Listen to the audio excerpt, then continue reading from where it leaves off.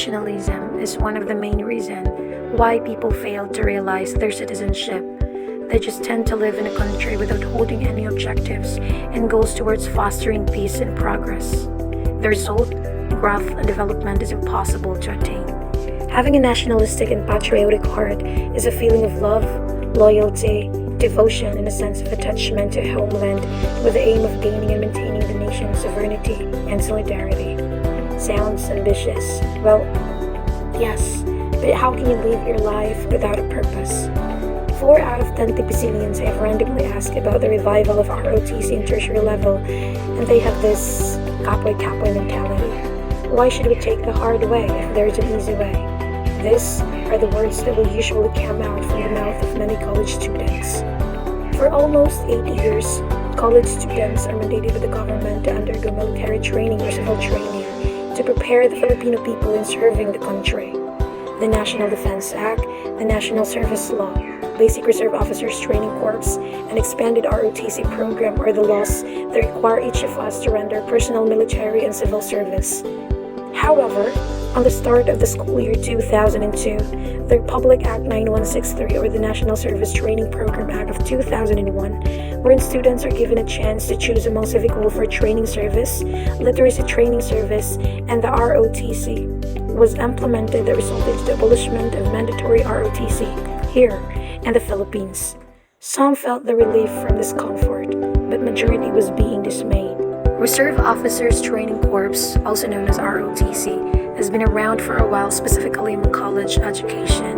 ROTC are a group of college-based officer training programs for training commissioned officers of the country's army.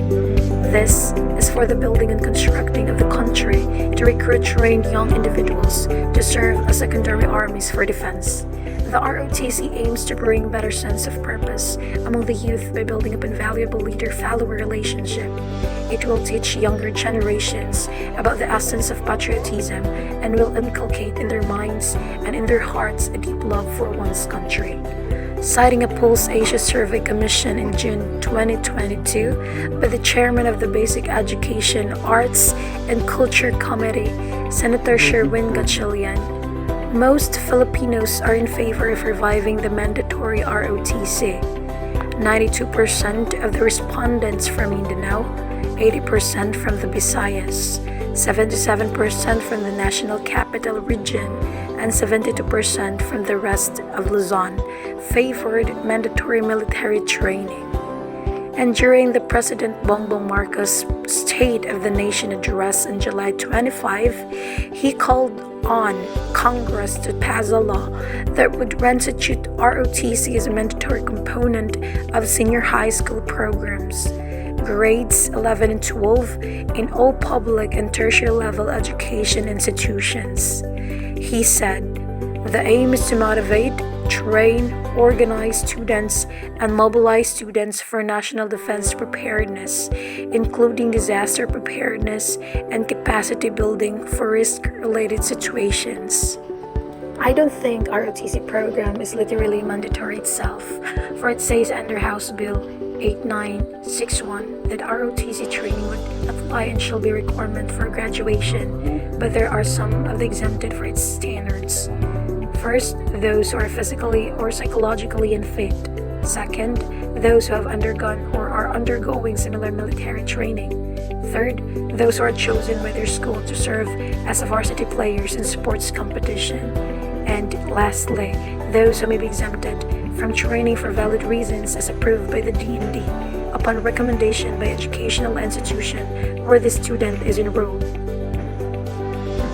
Seeing the ROTC as a catalyst for change, it is in my strong belief that ROTC is not built to violate human rights or even abolish our freedom. Instead, it is seen to promote a culture of discipline and responsibility, provides training that would develop students' leadership skills, and most of all, provides opportunity to inculcate the values of patriotism, nationalism, and character building. This is Janet Anugo Barcana from BSA IS-1 Block 2. Together, we will endure. Let our Filipino spirit remain undim.